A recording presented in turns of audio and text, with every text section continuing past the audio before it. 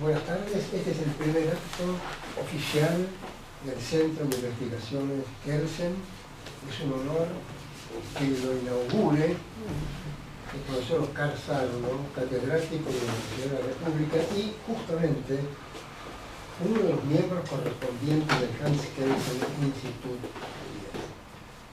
El título de la ponencia del profesor Salvo se encuentra en el PowerPoint y nos va a revelar el enigma de ese misterioso encuentro entre Kelsen y Keyboard, que no vamos a spoilear por haber tenido la oportunidad de ojear antes, porque vamos a esperar el final. Él nos va a contar el final.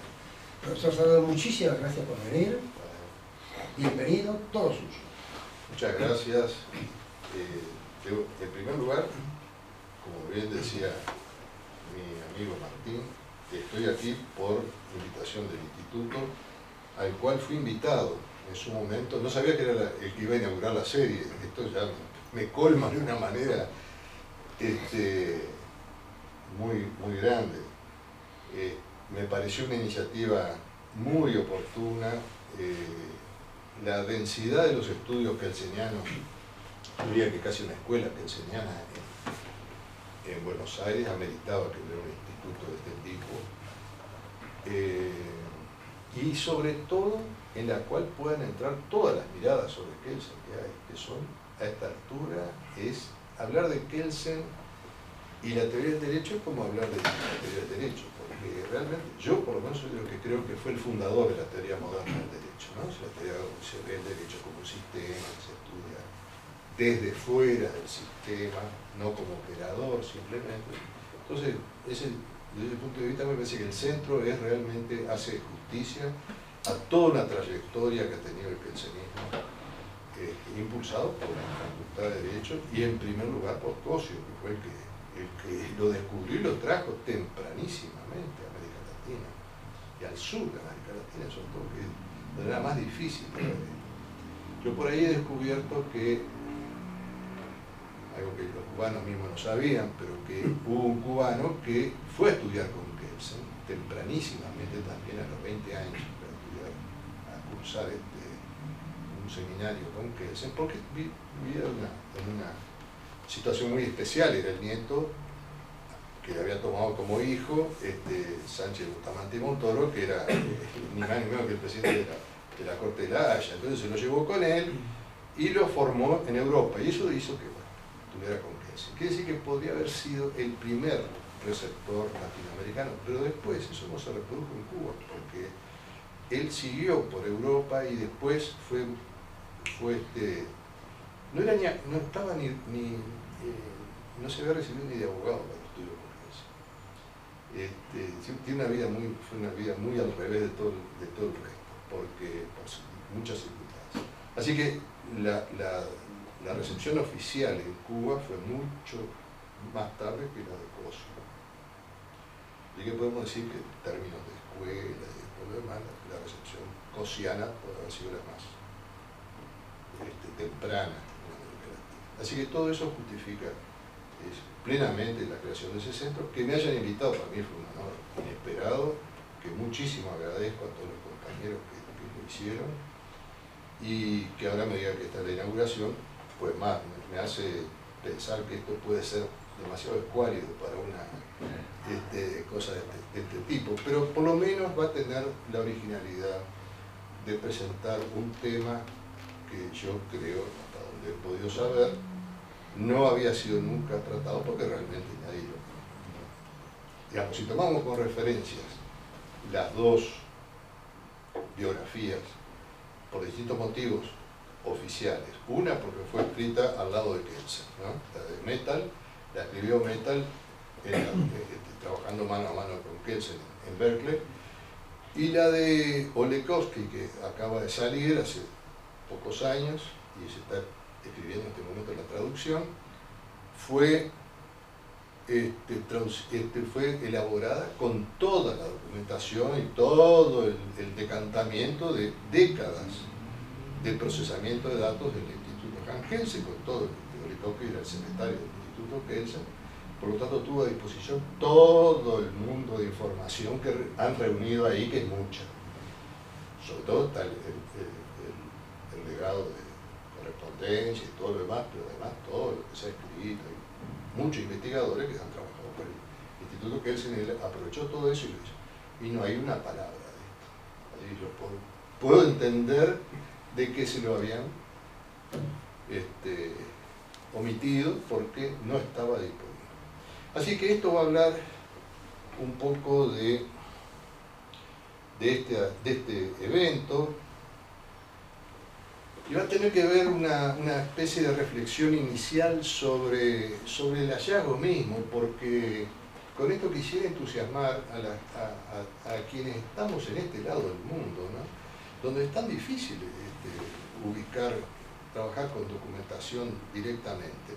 Sin embargo, no hay que desencantarse. Miren, el poder de Internet es tan grande y la disponibilidad que tienen algunos servicios universitarios en los países desarrollados es tan poderoso que yo creo que a veces no los usamos y simplemente por ser quedados, digamos, como decimos nosotros en Uruguay, por timidez, se nos da no sé qué hacer. Y sin embargo hay muchísimo para hacer con eso, está todo disponible, muchas cosas.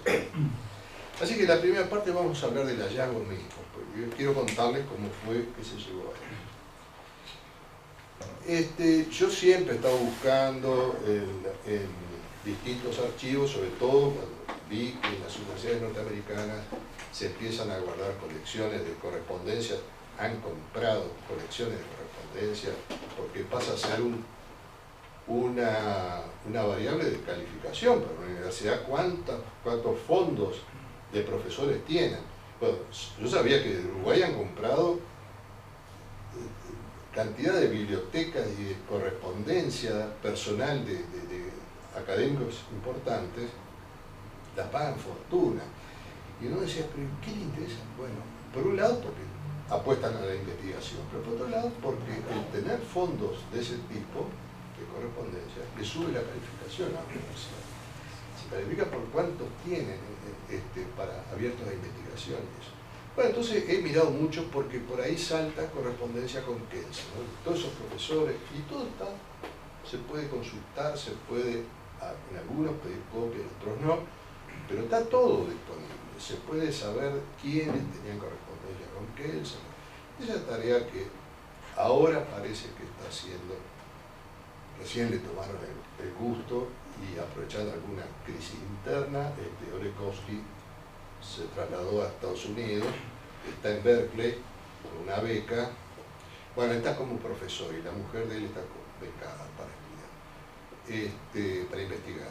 Y van a empezar a estudiar los papeles kelsenianos en Estados Unidos, que es una cosa que está pendiente, nadie lo ha hecho seriamente todavía.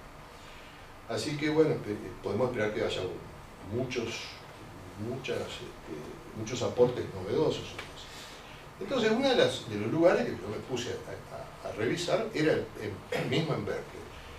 Y en los archivos, en el repositorio de la Universidad de Berkeley, aparecía una biblioteca, la Bancroft Library, que, buscando por Kelsen, aparece una entrada que decía nada más que eso: Russian lawyer and professor Karl Kelsen, Bolsh Hall, era el lugar donde estaba radicada la noticia, 1963, la fecha, archivo fotográfico de Dennis Galloway, que era el fotógrafo oficial, uno de los fotógrafos oficiales de Berkeley.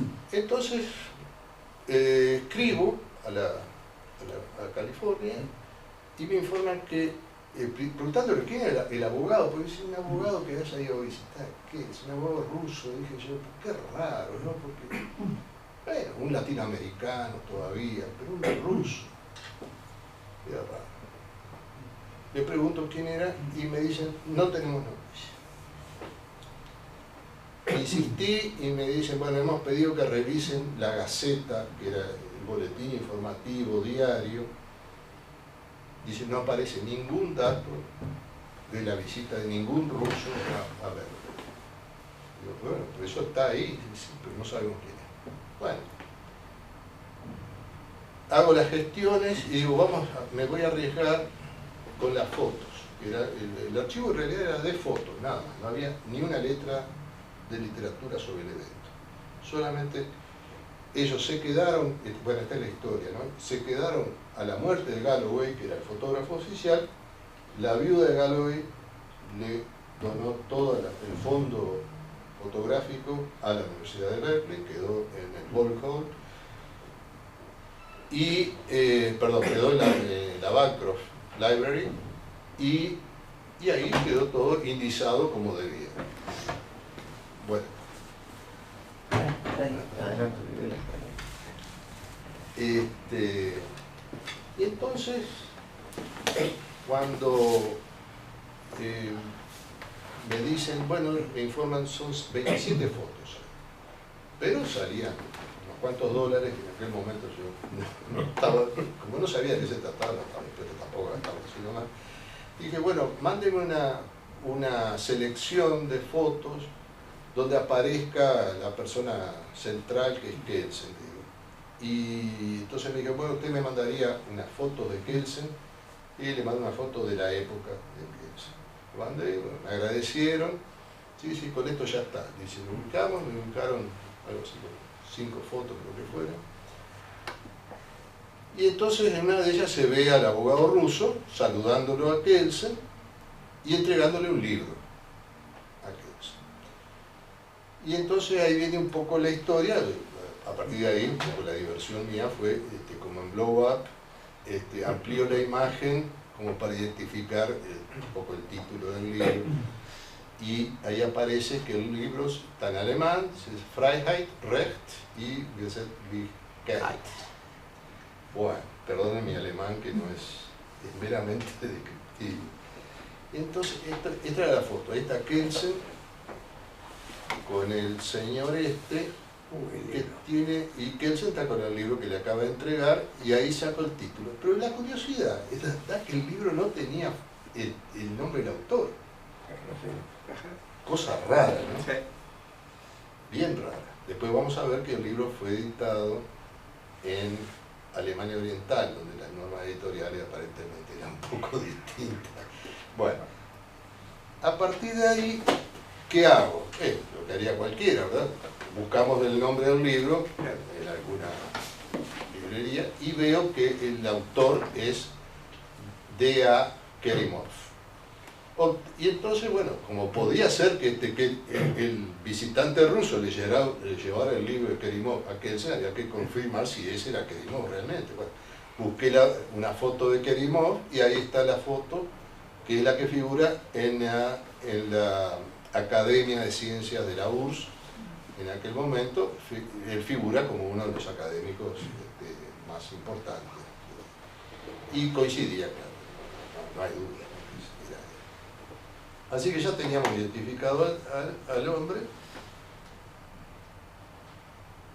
Y después venía la reconstrucción, se hace la reconstrucción del evento, ¿no? La reunión de Kelsen-Kerimov se gestó, bueno, quizás adelanto que después tuve que hacer varias cosas, ¿no? Como por ejemplo conseguir a través de internet, compré en una librería de viejo en Alemania el libro, porque es un libro que no está traducido, no está en ningún lado, es un libro inhallable, pero encontré un ejemplar en una librería de viejo y bueno, compré lo que mandaron. Y además, aclaro que logré, gracias a esta es otra historia, ¿no? En parte también va a ser un homenaje a Eugenio Buligin. Gracias a Eugenio Buligin logré conseguir la dirección, el email de Kerimov, y logré hablar casi en sus últimas instancias vitales, porque estaba ya muy enfermo, y logré un intercambio con él mediante correspondencia. Pero ahora ya vamos a llegar a eso. La reconstrucción que hago para situarnos en el tema es cómo se gestó el encuentro. La cosa vino por iniciativa de Kerimov. Kerimov es el que promovió, ¿en el marco de qué? En el marco de una gira que se programó a través de Estados Unidos. En realidad el objetivo no era Kelsen, sino que aprovechando una gira muy bien programada, de un mes prácticamente, donde visitó algo así, ahora vamos a ver la lista, de universidades que lo recibieron oficialmente a Kerimov, él se coló a visitar a Kelsen. Y esto probablemente sea una de las explicaciones de por qué no hay antecedente ninguno. Se hizo un off the road para visitar a Kelsen. Evitarle el problema a la vuelta. Exactamente. Esa es mi hipótesis bastante creíble. La fecha es el 20 de mayo, está bien datado por las fechas de las fotografías, que Holloway lo consigna perfectamente. El lugar fue el Bond Hall, que es una sede de un edificio, digamos, del complejo de Berkeley. Y participan Kelsen, Kerimov, Ernst Zweig, que era la mano derecha de Kelsen en la cátedra de Berkeley,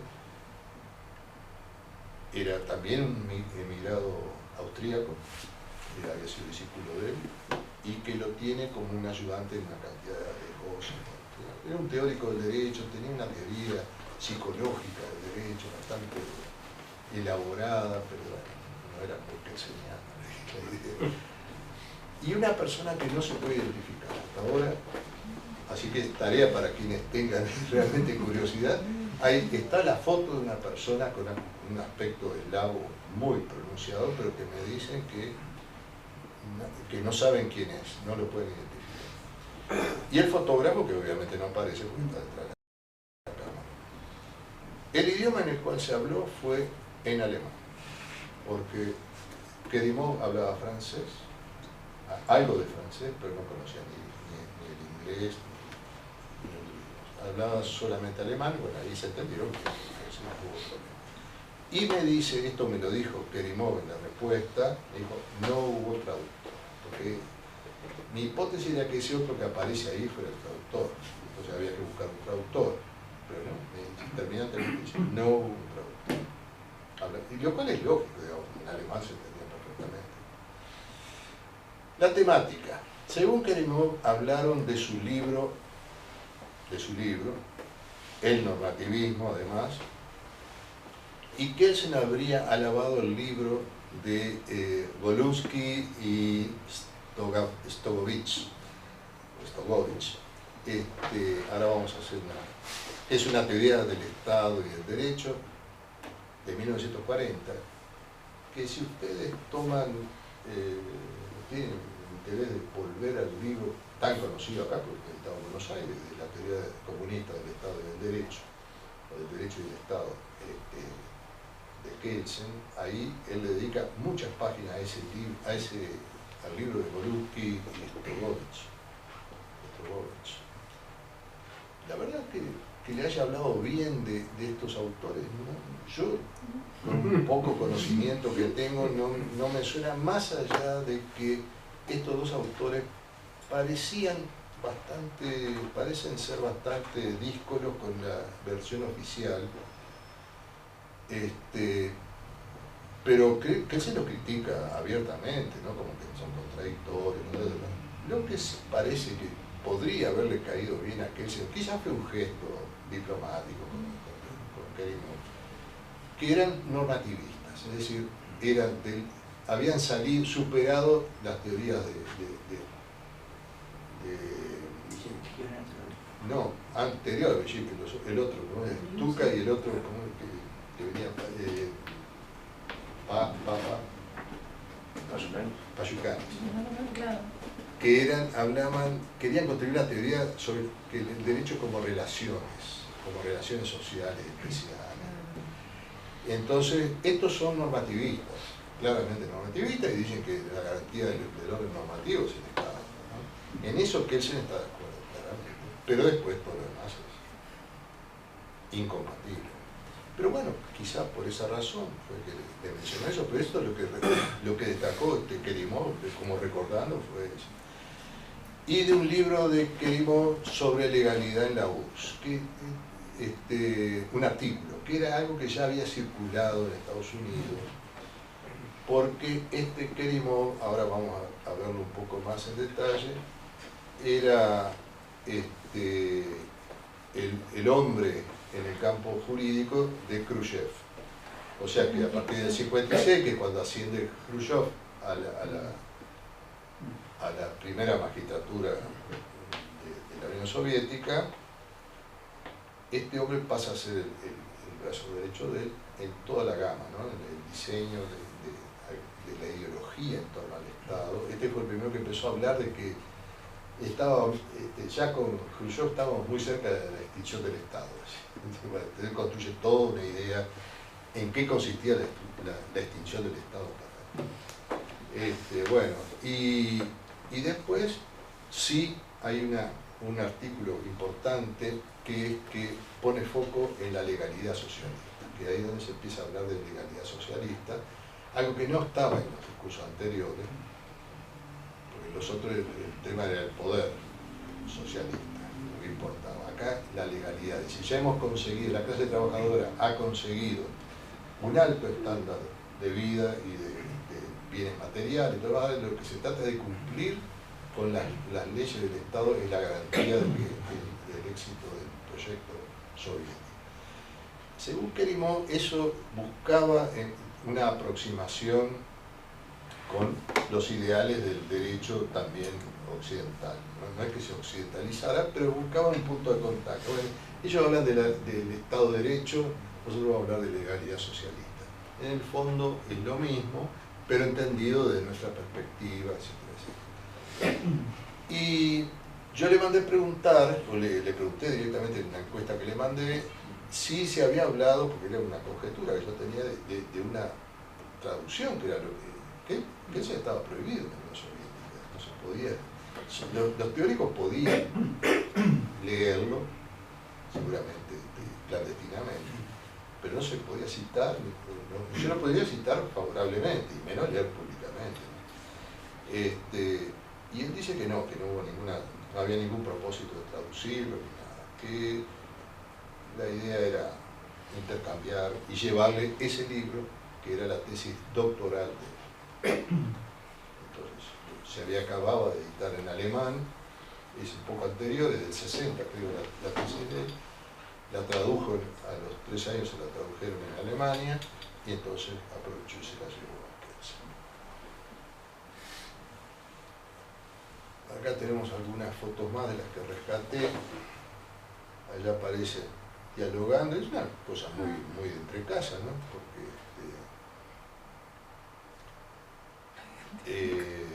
y el misterioso señor es que aparece acá,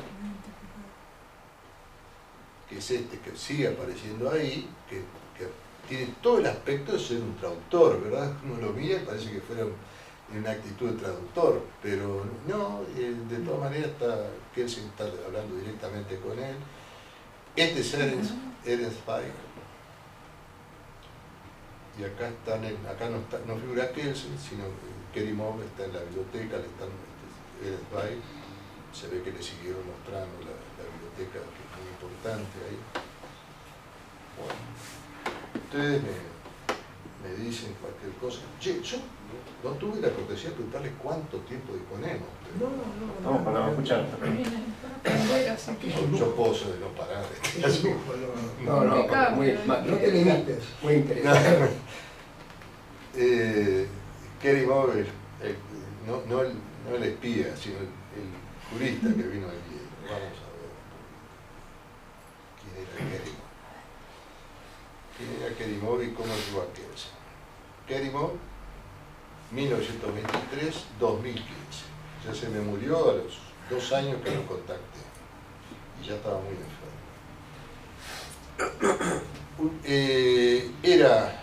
Fue profesor titular en la Universidad Estatal de Leningrado, que en su momento era, no sé hoy, pero era la principal. El Instituto de Estudios Sociales Integrales, fue vicerrector de la Academia de Ciencias de la URSS y ideólogo de la ciencia de la era Khrushchev, lo de Khrushchev. El programa de intercambio académico de 1950. Esto para mí fue una sorpresa. Uno piensa que a partir de la Guerra Fría, o sea, cuando cae el telón de hierro famoso del cual habla Churchill, en el 46, como que todo se vino abajo. Sin embargo, aparece ahí que a nivel académico se firmó un acuerdo entre Estados Unidos y la URSS para un intercambio académico. Y así que esto que se firmó y estuvo muy congelado, después que cae Stalin, se empieza a activar y en la época de Khrushchev empieza a cobrar un gran vuelo del año 56 al 64, que eso después se empieza, sufre todo un retroceso. Entonces, la primera estancia, porque Kérimov estuvo varias veces en Estados Unidos, pero su primer viaje, que cuando visita Kelsen, se produce en el marco de este acuerdo de intercambio.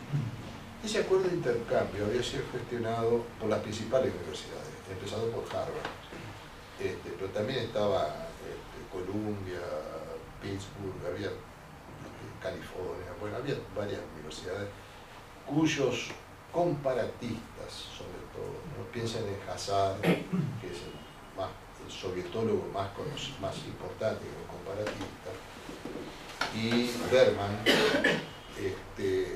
todos ellos fueron antes a visitar la Unión Soviética y estuvieron estudiando, porque increíblemente había interés en abrir vías de negociación, de instalación de empresas, hacer negocios con la Unión Soviética. Esto para mí fue sorprendente. Entonces, los comparatistas empezaron a hacer informes muy detallados de cómo funcionaba el sistema ruso. Qué garantías judiciales había, qué pasaba si había un conflicto, cómo se instalaba una empresa en Rusia. En esa visita, Kérimov conoce a Berman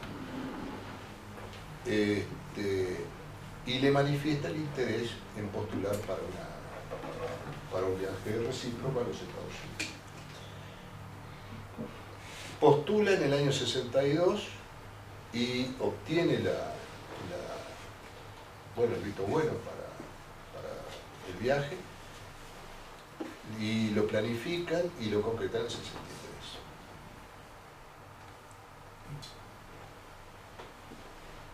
Así que no fue una cosa alocada, sino súper planificada, y el plan fue Harvard en primer lugar, ¿no? Viajó directamente a Estados Unidos. Casi a mes, digamos, a una semana por universidad. Harvard, Pittsburgh en Pensilvania, Indiana, Kansas, California, Berkeley, y California, Los Ángeles también. En Yale al regreso y en Columbia al regreso. O sea que hizo el tour que hizo fue empezó por Harvard, cruzó vía Indiana, Kansas, llegó a Berkeley, hizo Los Ángeles y volvió de un tiro a New York y a Columbia. Esto abarcó, repito, casi un mes, ¿no? Lo había dicho. El viaje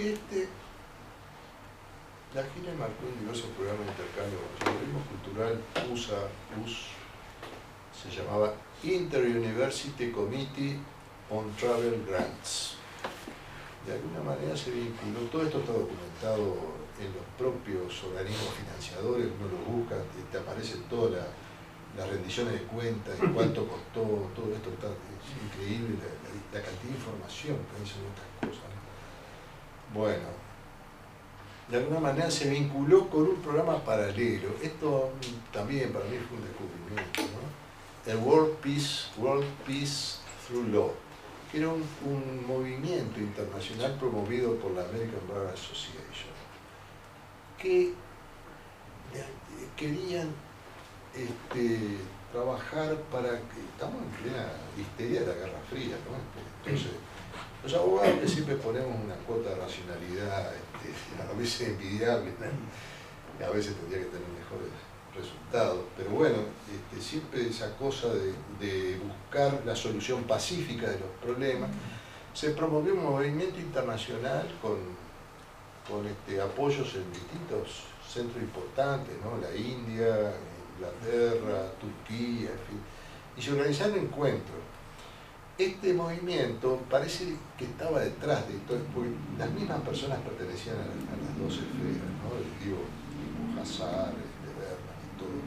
La cantidad de abogados estaban trabajando por esta idea de la solución pacífica en plena Guerra Fría. Queremos se presentó al programa, esto ya lo dije, que previamente habían usufructado juristas de Estados Unidos, como Harold Berman, de Harvard, Feinsold, Hazard, Horthy, se llama igual que el dictador húngaro, ¿no? Pero no, es un abogado norteamericano. La gira programada insumió 2 meses, perdón, yo dije un mes, no, 2 meses, a razón de una semana por universidad aproximadamente. Querimov viajó solo, se manejó en su idioma y en alemán, no hablaba inglés ni francés, algo de francés hablaba, dijo, pero no se podía comunicar. En algunas conferencias se dispuso intérprete, no en California, que no estaba programada la visita esa. Lo que interesa acá, porque esto también puede explicar el por qué soterrar el tema, tenemos que vincularlo con la historia kelseniana, ¿no? Kelsen estaba viviendo un problema. Si ustedes conocen la historia de la crítica, del libro crítico de Kelsen a su ex alumno, que se llama la nueva ciencia política, ¿cómo se llamaba? ¿Dónde soy? Schlein. Wegelin, ¿no? Fegelin. El de Fegelin, que él le hace una crítica. Fegelin fue un tipo bastante retorcido, ¿no? Que termina volcando a una especie de Schmitt, habiendo sido discípulo de Kelsen y todo, pero después se vuelca a un conservadurismo bastante importante, ¿no? Hace un giro y adquiere ideas conservadoras en política, y Kelsen escribe un libro, un primer ensayo y después un libro que se tradujo bastante recientemente, que se llama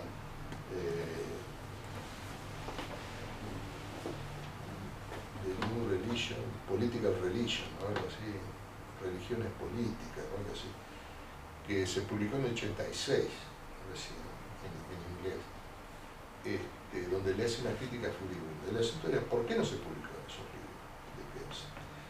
Una de las versiones es que el propio Fegelin, que no quería que, no sé si sabe, conociendo un poco los temores de Kelsen, le dijo, mire, estamos en el momento que él lo escribió, eso fue en el 54, y estamos en pleno macartismo, no le conviene, porque Kelsen ahí sostenía, en su honestidad, digamos, intelectual, sostenía que vivíamos una era de grandes religiones políticas, o sea, la política se ha vuelto una religión, o sea, creencias. Y en esto ponía el nazismo, el fascismo, el comunismo, todos. Pero decía, el comunismo por lo menos tiene algo racional. Los demás son totalmente racionales. Entonces le hizo ver que eso podía ser visto como una mirada favorable al marxismo, que tuviera cuidado. Y Kelsen parece que se asustó, no quería más lío, ya se había ido, lo habían echado de bastante lado, y lo guardó y nunca lo publicó. Por eso tiene interés esta referencia que yo hago a que mientras va viajando Querimov, acá obviamente esto es una presentación pensada para muy pocos minutos, tengo todos los diarios relevados de Estados Unidos del viaje, todos cubrieron la visita de Querimov, menos la visita a California. ¿Por qué? Porque en Kansas aparecen problemas políticos. ¿Qué pasaba? Se había formado una especie de movimiento estudiantil, llamémosle progresista, que la prensa los acusa de marxistas. Entonces se empiezan a producir manifestaciones en contra de la visita de Kerimov, diciendo que está asociado con estas cosas. Tuvo que salir el decano de Kansas a declarar que la visita de Kerimov no tenía ninguna connotación proselitista, sino que era científica y que por lo tanto no iba a tomar, le pedían que cancelara la visita. Entonces Kelsen seguramente estaba enterado que ya venía problemática la cosa. Esto puede ayudar a pensar de por qué tampoco tuvo interés en que se supiera demasiado de la visita de Kerimov. O sea, empezó a haber un malestar con esta visita. Y había algunos, yo logré encontrar alguna carta de lectores que piden que a ver qué hace este tipo acá, visitando la universidad y hablándole a todo el mundo, diciendo que es comunista. Grupos conservadores protestan contra el grupo estudiantil Youth Socialist Alliance, cuyas actividades coincidieron con la presencia de Kerimov, y requirió que por ejemplo, el decano de Kansas lo que les decía. El tema de sus conferencias fueron, en general, él tenía 2 o 3 temas armados de Kerimov, ¿no? Libertad, legalidad, cibernética y derecho.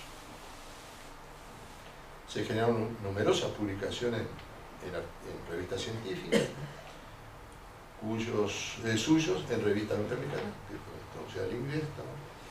Su estrategia parece haber sido apoyar la política de emulación tecnológica asociada con la coexistencia pacífica. Si ustedes recuerdan, esto tú me podrás ilustrar mejor, pero hasta donde yo lo recordaba y todo esto, pero además, reconstruyendo la cosa, el sentido que trae Khrushchev a la Guerra Fría es sustituirla por la coexistencia pacífica, esa era una parte, coexistencia pacífica para la emulación científico-tecnológica. Es decir, ahora vamos a demostrar, hagamos la paz, pero demostremos quién es superior. Nosotros estamos seguros que somos superiores. En el 57 le clavaron el espíritu. La carrera espacial, como usted dice. En el 61 le clavaron Gagarin. En el 63 viene Kerimov a los Estados Unidos. Bueno, no, perdón. En el 60 vino este señor, Gordete. No, vamos a ir, porque esto es interesante juntarlo con el contexto histórico. Este señor, Khrushchev, se fue a Estados Unidos a plantearle en Estados Unidos a Eisenhower, plantearle el desafío, a ver, nosotros vamos, en 10 años vamos a producir más lavadoras, más refrigeradores, más autos. Ya venía con todo ese background de la carrera espacial, que venían ganando aceleradamente. Y fíjense ustedes qué coincidencia con esto de Kerimov. Kerimov no va a hablar de teoría normativista del Estado, ni nada, del derecho, nada de eso. Viene a hablar de que el último giro en el mundo socialista es la cibernética aplicada al derecho. Por lo cual los tipos no estaban demasiado enterados con esto. Y pasa a ser como otro galardón en el medio de esa lucha por la emulación tecnológica. Parecería que es lo que el tipo venía a vender. Estamos adelante también en esto. Si uno lee el libro, yo lo leí por traducciones informales, ¿no? Está en alemán, y seguramente no es muy bueno. Leí sí algunos otros trabajos en inglés, donde él lo que habla de la cibernética aplicada, de hecho tiene 2 o 3 núcleos, ¿no? Uno como fuente de información, sí, de antecedentes, ¿no? Registrar búsquedas de libros, archivar datos, informática documental. Otra dice para manejar todas las variables que hay que tomar en cuenta al momento de legislar. Esos son datos sociológicos que requiere el derecho, todo eso se maneja así. Y después una cosa que hoy nos suena bastante tonto, ingenuo, pero que en ese momento podría ser. Es el momento de redactar códigos, un aparato cibernético nos detecta solapamiento de temas, repeticiones innecesarias. Bueno, todo bastante primario, ¿no? Tampoco se ven muchas demostraciones, pero él tenía un cargo y un instituto sobre este tema en la Universidad de Leningrado. Lo cual demuestra que hubo una apuesta importante en aquel momento al desarrollo de eso, y él logró convencer seguramente al Politburó de que era importante el tema. Así que, bueno, hasta aquí tenemos lo que tenemos reconstruido de ese episodio. El libro tiene un prólogo del doctor Arthur von Garner, que era un suizo marxista que migró a Alemania después de la liberación de Alemania y fue un filósofo del derecho bastante importante, aparentemente, que no llegó a más porque fue un poco humillado por discrepancias con que era el manda más del momento, que era Walter Ulbricht. Ahí hay una figura que seguramente ustedes conozcan, que es Hermann Kleiner, que vivió hasta hace poco. Fue un tipo muy importante en la incorporación del sector marxista, del bloque de pensadores marxistas a la IBR, ¿no? A la Asociación Internacional. Era un señor cercano a este. Bueno, hace un prólogo, simplemente una especie de audacio del libro, no dice mayormente nada importante. El libro se estructura con un prefacio de Querimón, trata el problema de la creación del derecho a la luz de las categorías, bueno, este es el contenido, no lo voy a leer todo.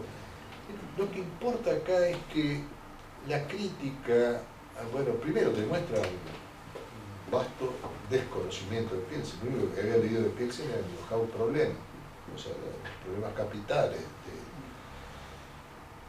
Con lo cual, digamos, la versión ya en ese momento bastante más densa de Kelsen no la manejaba.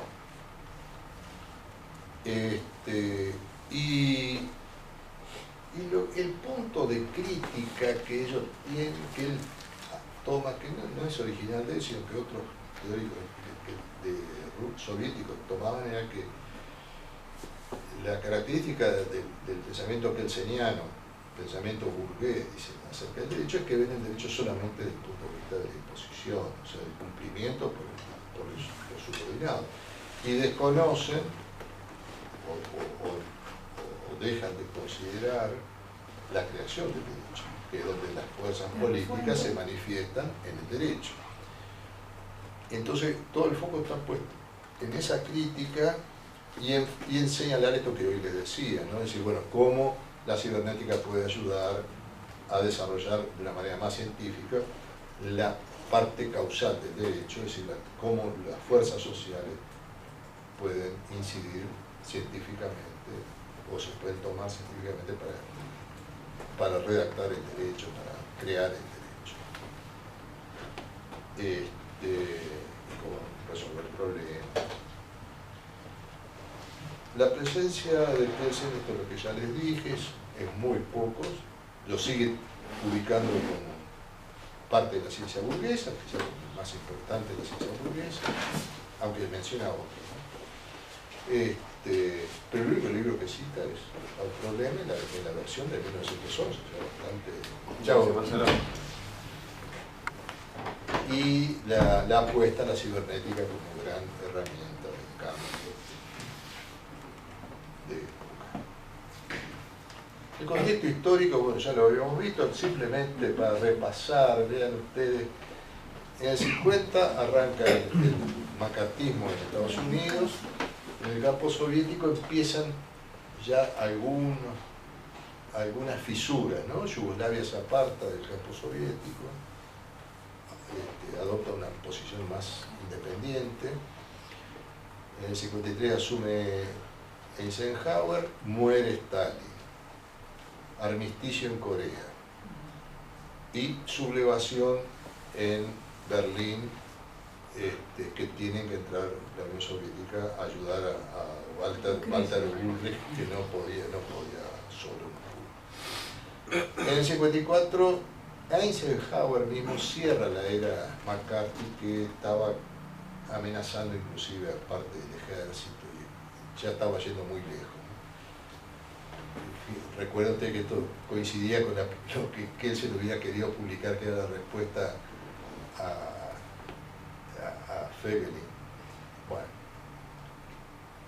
56 es la reelección de Eisenhower y la caída del gobierno intermedio después de la muerte de Stalin, y asume Khrushchev, que empieza ahí ya con todo el poder, la desestalinización, la legalidad socialista, y pero esto no para que empiezan a haber otros movimientos, Hungría, Polonia, movimientos que son todos aplastados por la Unión Soviética. Pero ya empieza la movida. En el 57 el Sputnik, en el 58 es la gira latinoamericana de Nixon, 59 gobierno revolucionario en Cuba, y el mismo 59 gira de Khrushchev por Estados Unidos, que es muy promovida como una posibilidad de acercamiento.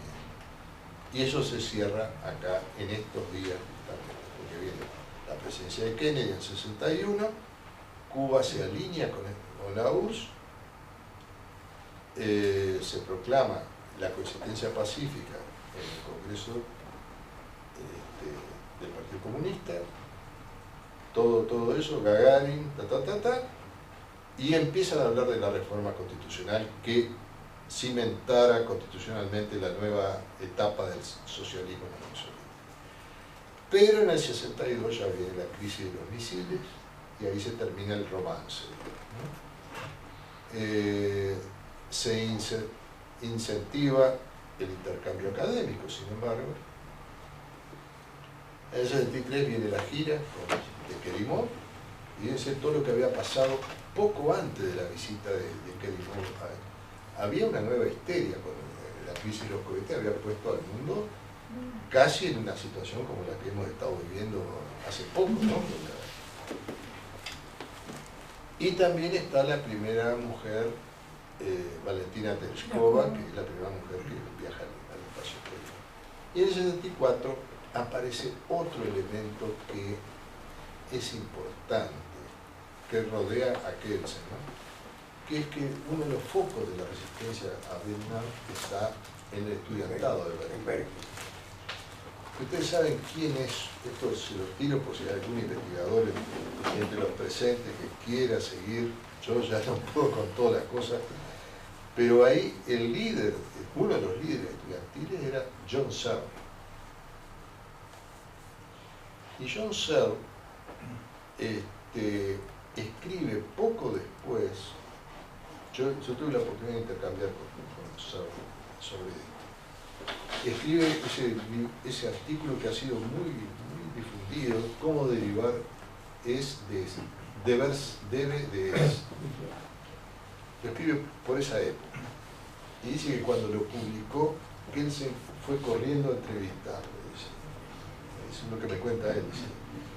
Aparentemente a recriminarle cómo era que sostenía eso. Dice, pero no me quiso decir más nada, como que no se acordaba. Yo tengo un mail de él donde la cosa que era desconocida, yo no sabía que habían tenido un contacto. Bueno, pero Searle fue hasta que fue expulsado, ¿no? Porque fue un tipo muy importante en el movimiento estudiantil, que fue realmente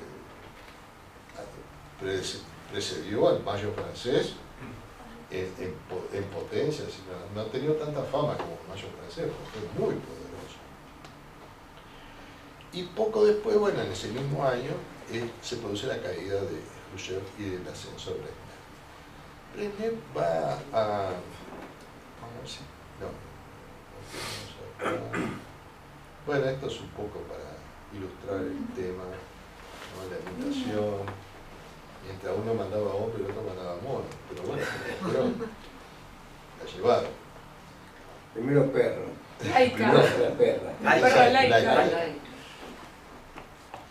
Bueno, acá podríamos entrar un poquito en un esquema de la confrontación, ¿no? De teoría pura entre Kelsen y el marxismo. Pero lo que les cierro lo otro, con Brezhnev se produce un parate de una cantidad de cosas, pero Brezhnev mantiene la idea es el que logra completar la nueva constitución y mantiene la idea de la legalidad socialista, que era el principio, digamos, que dejó legado del derecho soviético, ¿no? Entendido de la más rigurosa forma positivista, digamos, en el mal sentido de positivista, había que cumplir a rajatabla con la ley. Eso era el sentido, porque la ley expresaba la voluntad del pueblo soviético, de la clase trabajadora soviética. Ahora, si lo miramos desde otra perspectiva, que es este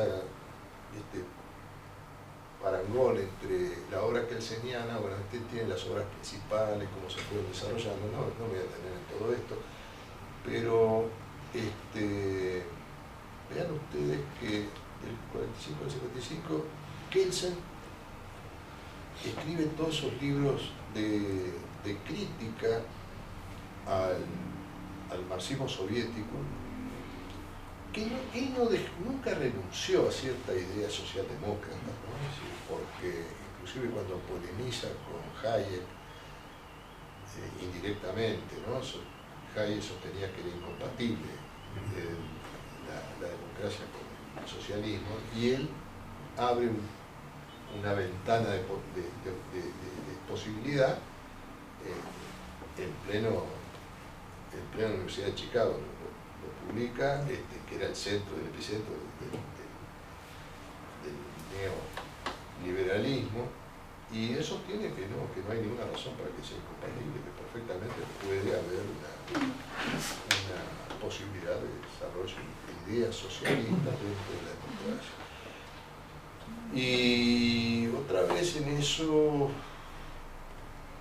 ahí aparece también en ese periodo lo que hoy mencionaba, ¿no? Las religiones políticas, todo ese pensamiento de Kelsen en respuesta a Feigelin, donde se sitúa en algo que hoy ya nadie discute, ¿no? Si la idea es que la política se ha vuelto una lucha de creencias, ¿no? Con lo cual se ha vuelto bastante irracional.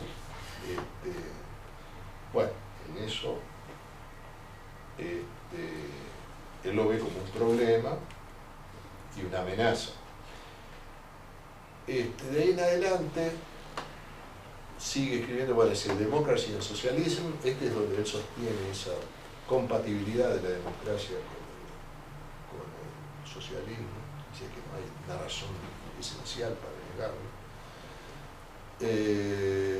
Ahí simplemente contrapongo cómo van desarrollándose las dos vertientes y sobre todo la ausencia de diálogo, eso es lo que quiero marcar, ¿no? Si no hay ni el libro de Kelsen es respondido, ni hay una lectura mayormente crítica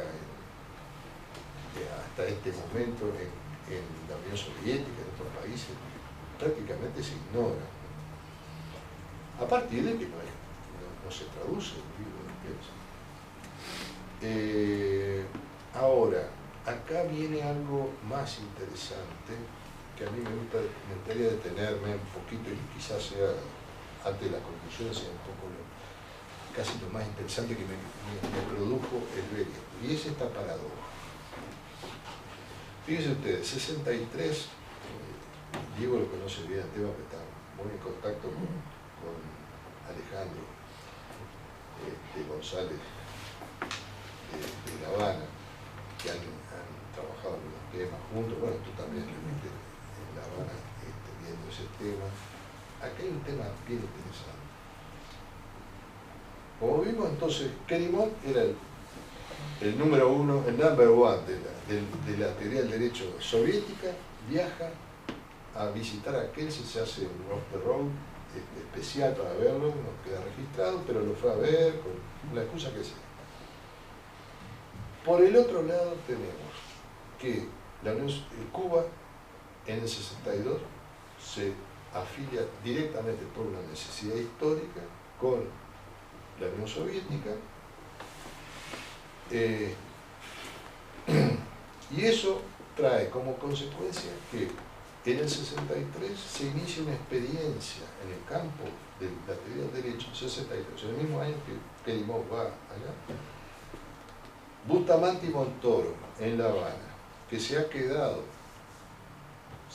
perteneciendo a uno de los bufetes más tradicionales de Cuba, una familia de clase alta y todo lo demás, se quedó en Cuba y está decidido a colaborar con la revolución. Y en el 63, después de haber sido destituido, le dan la oportunidad de dictar clases nuevamente y por un año lo toman y él escribe un ensayo donde trata de conciliar kelsenismo con marxismo. Para mi modo de ver, el primer ensayo explícitamente tratar de empezar a armar esa cosa. En el 63, esto está publicado, creo que está en el libro que publicó Don Pilar Alejandro. Alejandro, ahí están los artículos, eso él habla, trata de defender en pleno el gobierno revolucionario, donde ya está, y llega la orden de la Unión Soviética que va a terminar con este tipo, lo destituyen. Y a partir de ahí, ¿qué pasa? Empiezan a desembarcar los libros soviéticos, se produce una retracción de todo y empiezan a dar marxismo ortodoxo otra vez. El Estado, la expresión de la clase obrera, no hay... y bueno, lo rematan en el 72, creo que publican una traducción de Tumanov, que era una tesis de poco antes, del 68, por ahí, de un joven abogado, un profesor soviético, que hace una crítica furibunda de Kelsen, y eso se traduce y se da como versión oficial, con lo cual liquida el intento de Bustamante y Montoro, que era totalmente prohibido otra vez en Cuba de hablar de Kelsen. O sea, a partir de ahí se genera toda una literatura, Kelsen es mala palabra, Kelsen es mala palabra, y no solamente Tumanov, sino que también viene el libro de Alexandrov sobre el teoría del Estado y todo lo demás, que liquida a la... Entonces, fíjense ustedes, ¿qué estaba pasando en el mundo de la academia del derecho de la Unión Soviética? El líder va a ver a Kelsen, pero no quiere que nadie se entere. Por otro lado, otros de la academia son los que toman el encargo de ir a Cuba a prohibir a Kelsen. ¿Cómo se entiende? Una axioma marxista que la contradicción anida en todos los fenómenos sociales. Entonces, también en el Politburo. También. Puede ser que no se haya colado, sino que podían pertenecer a una hermandad, puede ser de ideas compartidas, de valores, puede ser, ¿no? Yo creo que Querimón, que era, aclaremos, Eugenio tenía una pésima opinión de Querimón. Para él era un ser despreciable, como persona.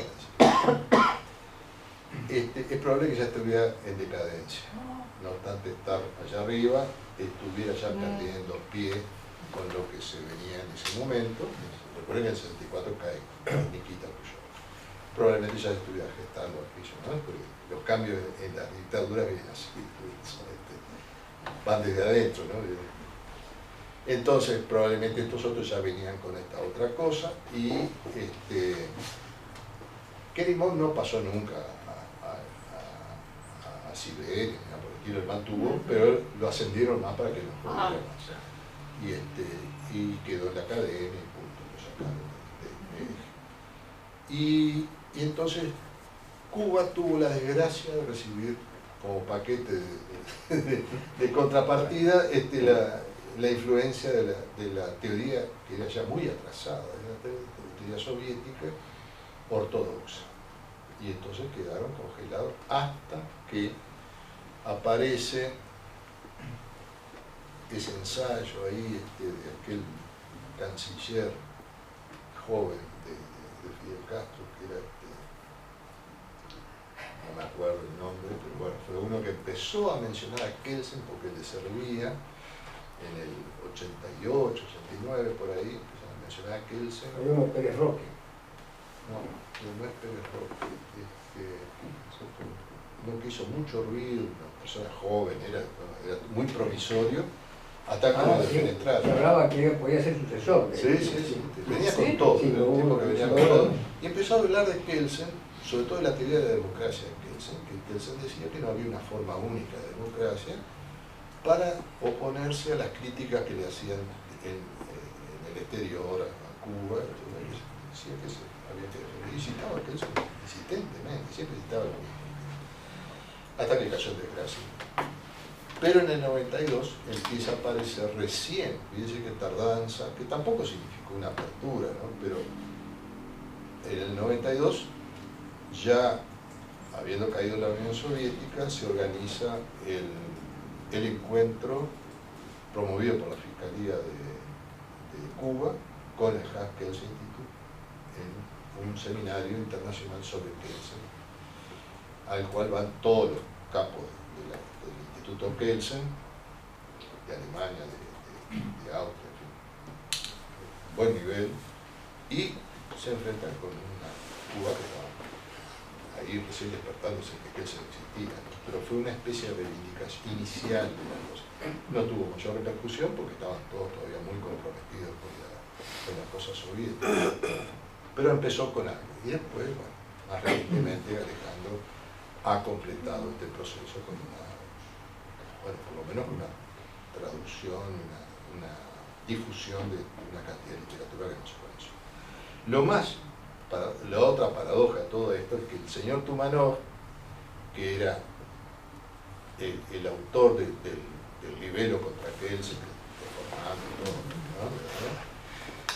Pronto se alineó con Yeltsin, cuando asume Yeltsin, se adecuó perfectamente, y eso le valió integrar la Corte Suprema rusa y después el Tribunal Europeo de Derechos Humanos, y pasó a ser un eximio juez del derecho burgués en toda Europa, blanqueó todo. Así que fue una cosa, pero lamentablemente todos tenemos que manejarnos con el contexto, porque de lo que pasó, poco y nada sabemos. Kelsen no habló con nadie. Yo tuve oportunidad, como dije, de intercambiar con Klena en Alemania, que detestaba a Kerimov. Inclusive cuando le dije, ¿usted sabía que Kerimov estuvo con Kelsen? No sabía nada, pero no tengo ninguna duda porque era un traidor y no sé qué. Siempre fue no sé, una expresión que usó así como traidor, ¿no? Y bueno, o sea que a Klena nunca le comentó, no le había llegado la noticia, con lo cual me dice, ¿pero quién estaba enterado de esto? Para mí, si algún momento tengo la oportunidad, aceptaré que me han invitado de este círculo de Eugenio, de los rusos, me han invitado 2 veces y no he querido ir, porque estaban en plena guerra, no me pareció un momento, pero si se arregla la situación de Ucrania, quizá vaya, no sé si van a seguir haciendo promoción ahí. Pero me gustaría ver si hay papeles de Kerimov, a ver si hay alguno en la Universidad de Leningrado, que ahora se llama si hay algún informe del viaje, tiene que haberlo, porque en toda beca hay que rendir cuenta, a ver qué cuenta este tipo. Pero bueno, así están las cosas. Las conclusiones que yo quiero dejarles para ustedes, creo más o menos ya se han dicho sobre esto. Si perjuicio de que les deje la presentación, que ya la tiene Diego. Bueno, aquí lo que mostré fue un vacío, ¿no? En las biografías oficiales de Kelsen. Corroboramos el hecho de que Kelsen en sus últimos años en Berkeley se convirtió en motivo de peregrinaje para los teóricos del derecho, entre los cuales los argentinos de luego llevan yo creo que en la lista llevan la vanguardia. Debe ser la mayor cantidad de juristas y de argentinos que fueron, es notable, ¿no? Pero no había ningún marxista reconocido que haya visitado a Kelsen. No sé, nadie cuenta nada de eso. Los hubo, pero no lo contaban. No, bueno, pero digamos, oficiales así, oficialmente marxistas, bueno, ortodoxos por lo menos, ¿no? Francisco podría haber. ¿Le llevó el libro? ¿Eh? No, por eso, Sí. pues digo, nunca se había sabido de esto. Porque que muchos iban a visitarlo, sí, ese mismo año estuvieron varios. No, sí había socialistas. ¿Eh? Sí había socialistas. Podría pero ser socialista. No, Caminos Piermira eran socialistas. Caminos era de Palacio. Bueno, Socialista de ese Palacio. tono es una editorial. Pero bueno, pero no es lo mismo. No dije de Palacio, de Palacios. De Palacio. Ese no es editorial. Primero Palacio. Sí, pues, sí, claro. No, pero yo estoy hablando de socialistas, marxistas, Pero- ortodoxos. Aparte, perdón, claro. Curiosamente, Palacios se puso al hombro de la Revolución Cubana en sus momentos iniciales. Sí, Su campaña senadora defendió sí. muy. Pero después ese socialismo después fue embajador del gobierno de Aramburu En Uruguay. en Uruguay, que se fusiló acá. Sí, lo tengo claro. Bueno, y entonces, bueno, el silencio que ocultó durante décadas este episodio nos habla del interés de todas las partes de ocultar el hecho o el desinterés por registrarlo. Ni Kelsen nunca habló, ni Estados Unidos hubo comentarios, no encontré nada en la prensa sobre él. Kerimov tampoco habló demasiado de la visita. Klenner dijo no saber nada del encuentro y la prensa de la época tampoco. Bueno, muy curioso todo, por lo menos para mí, ¿no?